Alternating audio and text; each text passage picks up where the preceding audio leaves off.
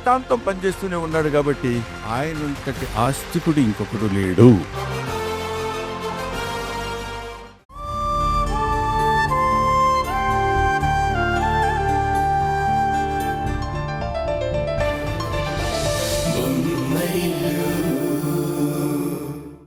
కాకపోతే ఎంత చెప్తున్నా ఉషా మన మధ్య ఏదో ఉందని అనుమానించడం నేను తట్టుకోలేకపోయాను.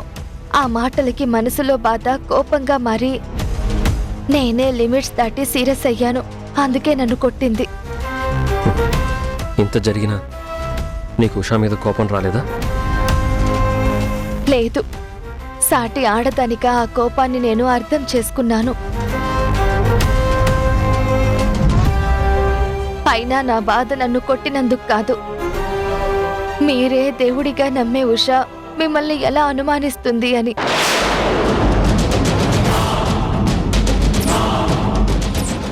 ఎన్నోసార్లు మీ గురించి కేర్ తీసుకోమని ఇంటికొచ్చి మరీ రిక్వెస్ట్ చేసేది ఉషా. ఆ రోజు పార్టీ అయిన తర్వాత కూడా నా మనసులో బాధని పంచుకున్నానే తప్ప మిమ్మల్ని దక్కించుకోవాలని కుట్రలు చెయ్యలేదు. నీ గురించి నాకు తెలుసు పల్లవి. ఎవరూ లేని అనాథని, నాకంటూ ఉన్న కుటుంబం, నా బలం మీరిద్దరే అనుకున్నాను. కానీ ఇప్పుడు ఆ బలమే శాపమైంది. ఇంత జరిగినా కూడా ఈరోజు ఒక్క విషయం మాత్రం నాకు నచ్చింది. నన్ను, నా క్యారెక్టర్ని ఉషా అర్థం చేసుకోకపోయినా మీరు అర్థం చేసుకున్నారు. నన్ను సపోర్ట్ చేస్తూ ఉషా మీద సీరియస్ అయ్యారు.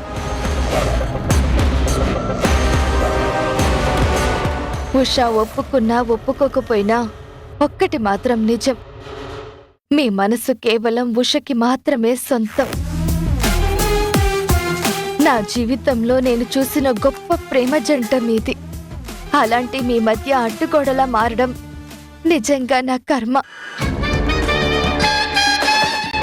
చిన్నప్పటి నుండి కోరుకున్న ప్రతిదీ దూరం చేసిన దేవుడు మీరు పరిచయం అయ్యాక నా మీద దయ చూపాడనుకున్నాను.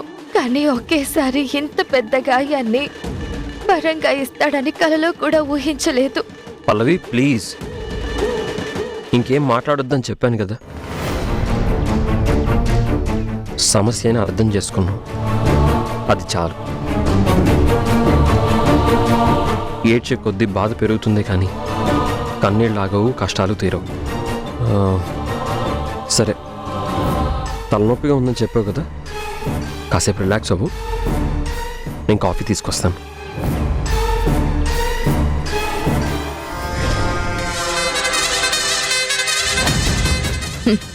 నా ఓవర్ యాక్షన్ మీ మొగుడు పెళ్లాల మధ్య ప్రేమని మాత్రం ఖచ్చితంగా తగ్గిస్తుంది. ఇదే సింపతి డ్రామా నాకు ఆయుధమవుతుంది. నీ చేతిని ఎప్పటికీ వదలకుండా నేను వేసే ప్రతి అడుగు ఉషని నీకు దూరం చేస్తూ ఉంటుంది.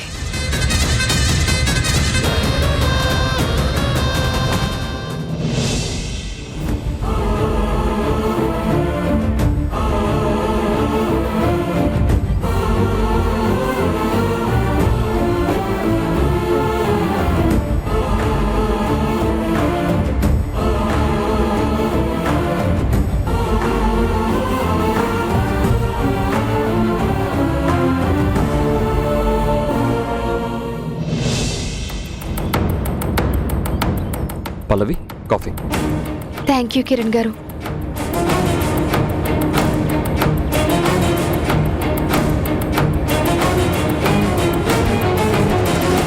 ఇప్పుడు ఎలా ఉంది పల్లవి?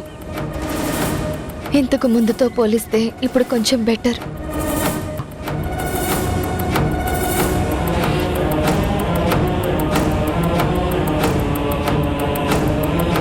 అయినా ఈ ప్రాబ్లం ఇప్పటిది కాదు కిరణ్ గారు, ఊహ తెలిసినప్పటి నుండి ఉంది.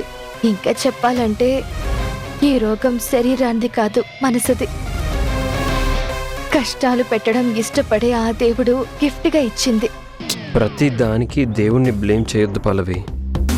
మన జీవితంలో ఎదురయ్యే కష్టాన్ని సమస్యగా కాకుండా ఒక పాఠంగా తీసుకోవాలి. పాఠాలు నేర్చుకుని ఇప్పుడు మాస్టర్ని అయిపోయాను. అయినా సరే ఏ మార్పు లేదు. నువ్వు నవ్వుతూ నవ్విస్తుంటే బాగుంటుంది, కానీ ఇలా ఫిలాసఫీ చెప్తుంటే వినడానికి అస్సలు బాగోలేదు. ఫిలాసఫీ కాదు, నా జీవితంలో జరిగేదే చెప్తున్నాను.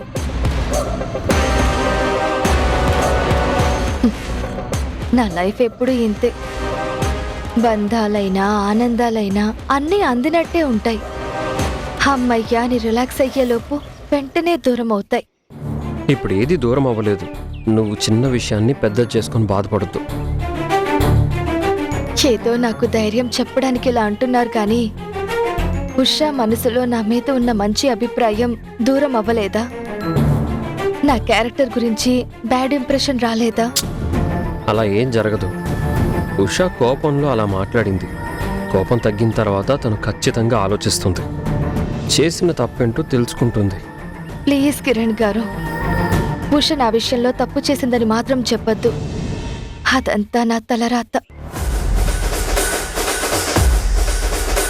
నా బాధంతా మీ ఇద్దరి రిలేషన్ గురించే. ప్రేమలో నమ్మకం ఉంటుంది, అనుమానానికి చిన్న అవకాశం కూడా ఉండదు. కానీ ఉషా మీ విషయంలో చేసింది మాత్రం కొంచెం ఇబ్బందిగానే ఉంది. ఉషకి మన ఇద్దరి గురించి, మన మధ్య ఫ్రెండ్షిప్ గురించి తెలిసి కూడా కోపం వచ్చిందంటే ఏమనుకోవాలో, ఎలా అర్థం చేసుకోవాలో నాకైతే తెలియడం లేదు. నా మీద కోపం రావడం ఓకే, కానీ మీ మీద, మీ క్యారెక్టర్ మీద డౌట్ రావడమే నా మనసు తీసుకోలేకపోతుంది. అంతా కోపంలోనే జరిగిందని చెప్తున్నాను కదా, నువ్వేం ఫీల్ అవ్వద్దు. నాకు నేను అలానే ధైర్యం చెప్పుకుంటున్నాను, కానీ మాటలు సరిపోవడం లేదు. అయినా నా బ్రతికిలా ఉండాలని రాసి పెట్టుంటే ఎవరు మాత్రం మార్చగలరు? అసలు నేను మీ ఇంటికి రావడం ఏంటో, ఉషా చీర కట్టుకోవడం ఏంటో, కళ్ళు తిరగడం ఏంటో, అసలు ఇదంతా నా కర్మ. కానీ ఇంత జరిగినా కూడా మీరు నన్ను ఇంటికి తీసుకొచ్చి ధైర్యంగా నా పక్కనే ఉన్నందుకు ఈ జన్మ అంతా మీకు రుణపడి ఉంటాను.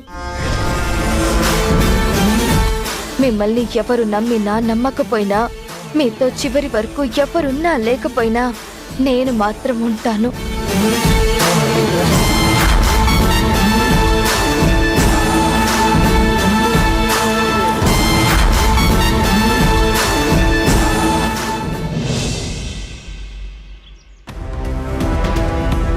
కార్తిక్, మేఘన ఇద్దరు నవ్వుకుంటూ క్లోజ్ గా బిహేవ్ చేయడం నేను నా కళ్ళారా చూశాను. మేఘన కార్తిక్ ఒకే కారులో వెళ్ళడం నేను చూశాను. వాళ్ళ నవ్వులు, వాళ్ళ బిహేవియర్ ఏది నాకు కరెక్ట్ గా అనిపించలేదురా.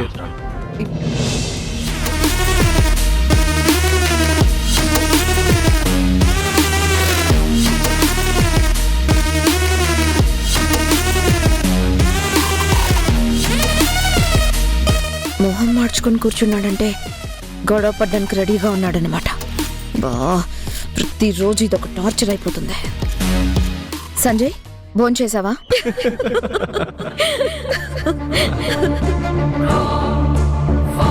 నువ్వు తినొచ్చావు కదా, వెళ్ళి పడుకో. నా గురించి ఎందుకు?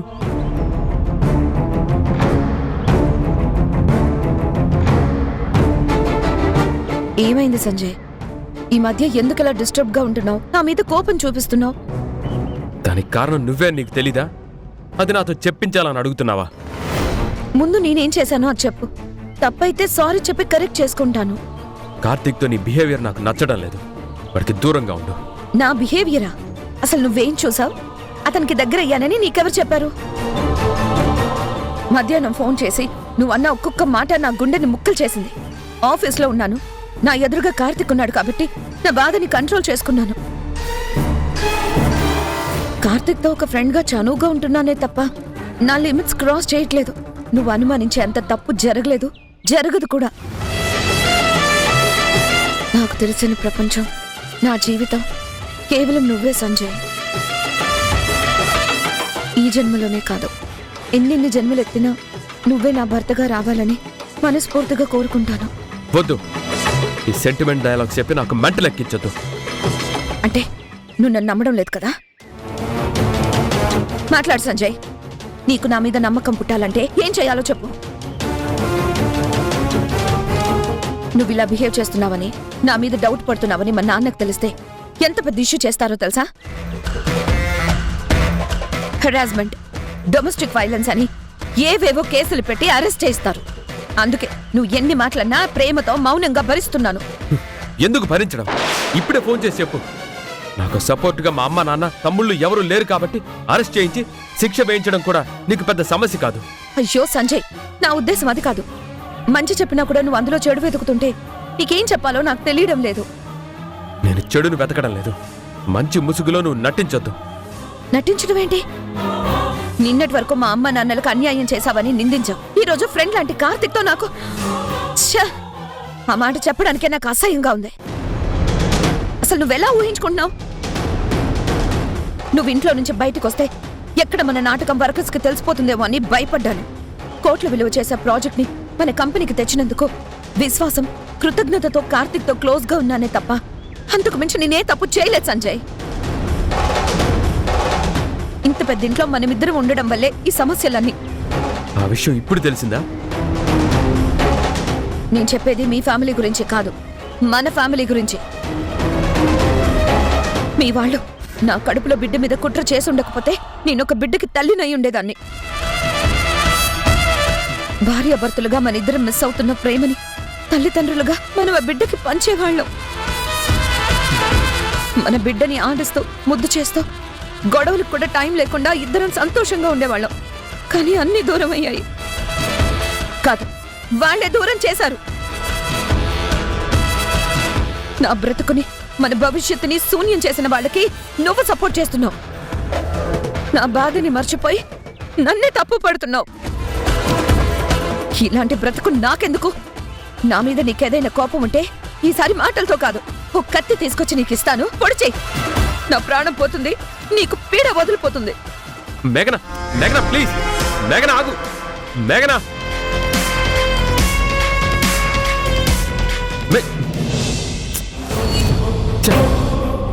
అనవసరంగా మేఘనాని హర్ట్ చేశానా? ఏమీ లేని విషయాన్ని పెద్ద చేసి ఊహించుకున్నానా? ఐఎమ్ సారీ మేఘనా.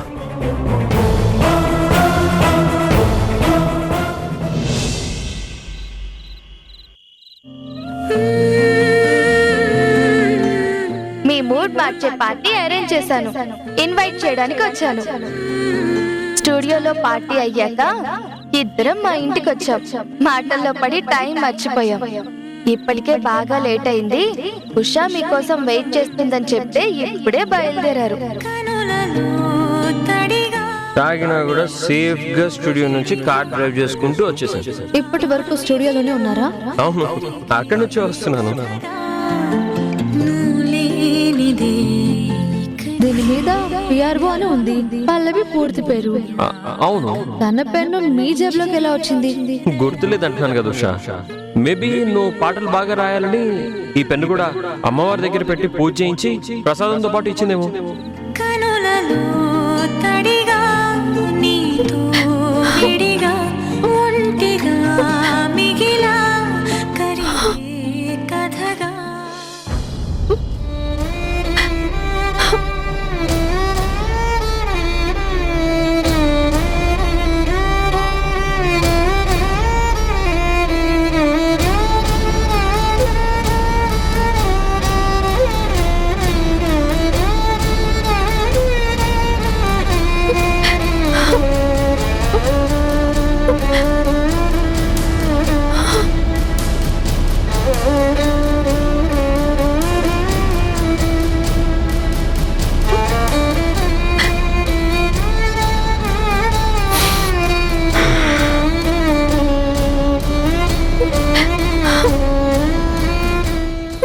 ఏడవద్దు ఉషా, అంతా నీ అనుమానమే తప్ప నువ్వు అనుకున్నది, భయపడుతున్నది ఏదీ నిజం కాదు. నా మీద కోపం ఉంటే తిట్టు కొట్టు, అంతేకాని ఇలా మౌనంగా ఉండొద్దు.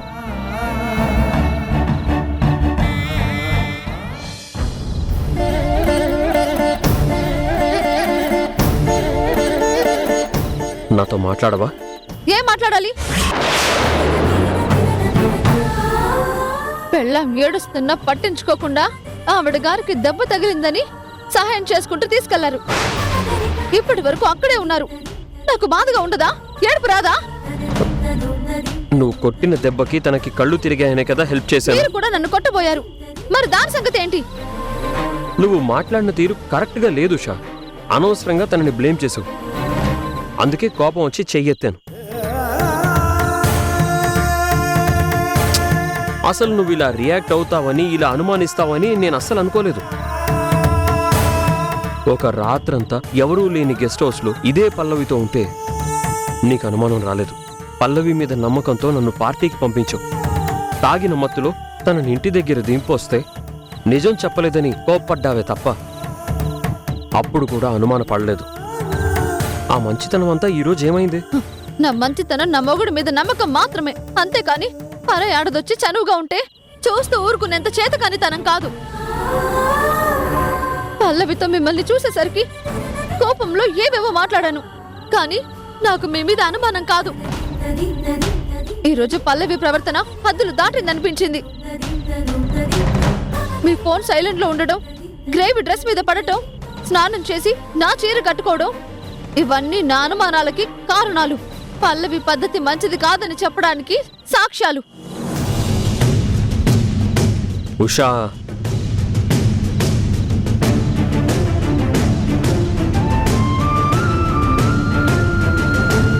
నువ్వు పల్లవిని చాలా తప్పుగా అర్థం చేసుకుంటున్నావు. మా మధ్య ఉన్న రిలేషన్ ఎప్పటికీ ఫ్రెండ్షిప్ మాత్రమే. కళలో కూడా హద్దులు దాటదు. ఎలాంటి పరిస్థితుల్లో దాటనివ్వను. మీరు మంచిగా ఉంటే సరిపోదండి. అద్దం ఎంత భద్రంగా దాచుకున్నా చిన్న గులకరాయికి లోకువే. మగాడు ఎంత మడిగా కూర్చున్నా ఆశతో రగిలే ఆడదాని ముందు తక్కువే. అవేం మాటలు ఉషా. పల్లవి అలాంటి అమ్మాయి కాదు. మీకు కాదేమో, నాకు మాత్రం అలాగే అనిపించింది, అలాగే కనిపించింది. అదే మైండ్ సెట్తో ఉంటే అన్నీ తప్పుగానే కనిపిస్తాయి. నా మైండ్ సెట్ లో తప్పు లేదు. మన మైండ్ ని తన మంచితనంతో మ్యానిపులేట్ చేస్తుందేమోనన్న కొత్త అనుమానం పుడుతుంది. పల్లవిని అర్థం చేసుకోవడంలో, తన బుద్ధి తెలుసుకోవడంలో అన్ని రకాలుగా ఫెయిల్ అయ్యాననిపిస్తోంది. మీ కెరీర్ కోసం నేనే మిమ్మల్ని తీసుకువెళ్ళి చేతులారా పల్లవికి అప్పగించినట్టు అనిపిస్తోంది. నువ్వు అప్పగించావు సరే, నేను అదుపులో లేనా? నీ అనుమానాలన్నీ ప్రేమతో దూరం చేయలేనా? చూడుషా, ఒక మనిషి కోపంలో ఉన్నప్పుడు పుట్టే నిప్పులాంటి అనుమానాన్ని ఆర్పాల్సింది పోయి అంతకంతకు పెంచుకుంటూ పోకూడదు. ఎంత అందగత్తె నా కళ్ళ ముందుకొచ్చినా నా మనసుకి తెలిసిన అందం నువ్వే. నాకు ఊపిరి పోసే ప్రాణం మాత్రం నీదే. నీ అనుమానంలో ప్రేమ ఉందని తెలుసు. నీ పొసెసివ్నెస్ వల్లే నీ కోపం కంట్రోల్ తప్పిందని కూడా తెలుసు.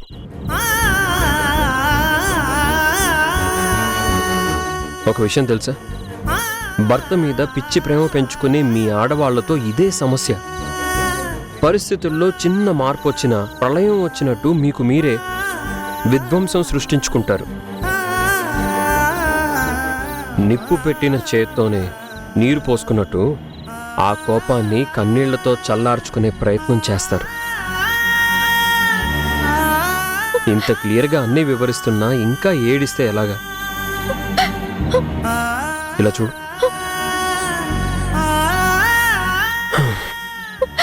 ఇలా చూడమంటున్నానా? లేదండి, నా వల్ల కాదు. పల్లవితో మిమ్మల్ని చూసి ఆవేశంలో మిమ్మల్ని కూడా అనుమానించినందుకు చాలా గిల్టీగా ఉంది. నన్ను నేను తక్కువ చేసుకున్నానో లేక మిమ్మల్ని తక్కువ చేసి ఊహించుకున్నానో తెలియడం లేదు. ఎవరూ తక్కువ కాలేదు. ఒకవేళ తక్కువ అయినా బ్యాలెన్స్ చేయడమే మొగుడు పెళ్ళాల బాధ్యత. జీవితంలో అనుకోని పరిస్థితులు ఎదురైతే మన మాటలు, ఆలోచనలు పూర్తిగా మారిపోతాయి. జరిగిందేదో జరిగింది, అంతా మర్చిపో. లేదండి, అది మాత్రం చాలా కష్టం. కష్టమైనా సరే నా మాట వినాల్సిందే, లేదంటే రేపటి రోజున మనకే నష్టం.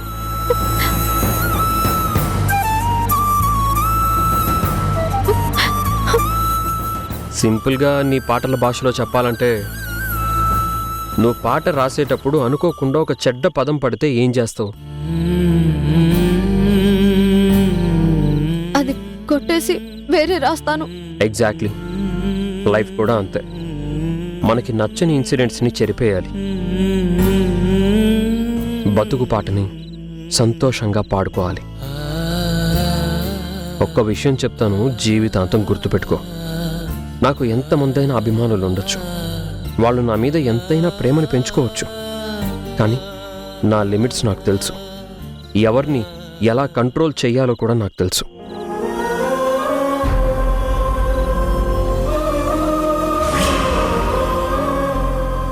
నా మీద కోపం తగ్గేట్టు చెయ్యండి. జరిగిన దాంట్లో నా తప్పేం లేదని చెప్పండి. ఇంతకు ముందు ఎలా నార్మల్గా మాట్లాడేదో అలానే ఉండమనండి. ఎందుకంటే ఉషా నాకు దేవుడిచ్చిన సిస్టర్. పల్లవి మీద కోపం పెంచుకోవద్దు, తనే తప్పు చేయలేదు. నేను ఒక నిర్ణయం తీసుకున్నానంటే దాని వెనక ఎంత ఆలోచన ఉంటుందో మీకు తెలుసు. ఆలోచించేదానివైతే ఇలా ఎందుకు చేస్తావు?